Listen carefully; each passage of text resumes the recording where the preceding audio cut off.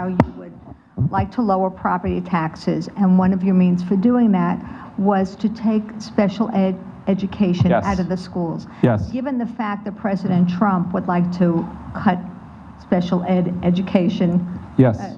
to begin with, I wanted to know a little bit more about A little more how about might that. Can you do hear the question out there? Okay, the question was about, she's a retired teacher living in Tenafly, right? Living in Tenafly, and she heard an interview me talking about property taxes and special education and changing how that works, and she had concerns in light of Donald Trump changing the Department of Education, correct? Okay, I'm going to answer that in two ways, okay? I'm going to start with what I said about special education and why, and then I'm going to talk about the Department of Education and what we need to do in this moment in time, okay? First of all, what I said, the biggest driver of your property taxes and the affordability conversation is key, is your school funding. And the school funding formula hasn't been updated since 2008 because nobody has the will to do it. I do have a track record of engaging in these tough fights, okay? And it is front and center as a priority for what I will do.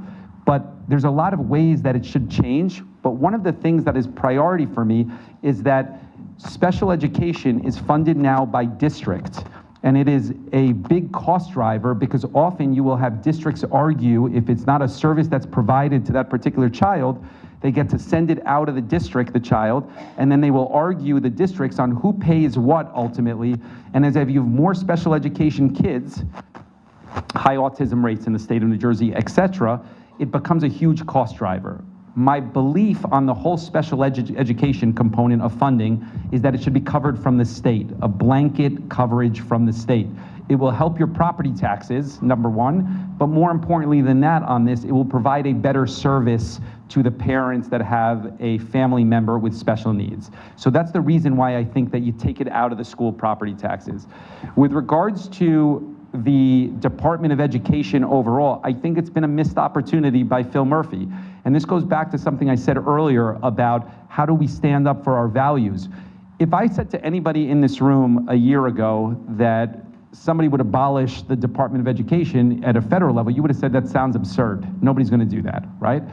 And of course, President Trump has pushed that and will continue to push that. And the risk around that is beyond the Department of Education being abolished at the federal level, is that he has recalibrated what's acceptable to do in education from an executive standpoint.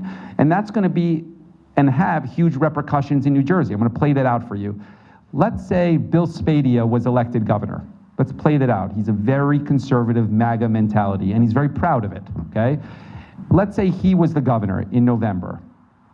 I assure you, because if you look at the state constitution for New Jersey, the state constitution doesn't say anything about what education will be in New Jersey. The only thing that it says is that everybody's entitled to an education. That's it, okay?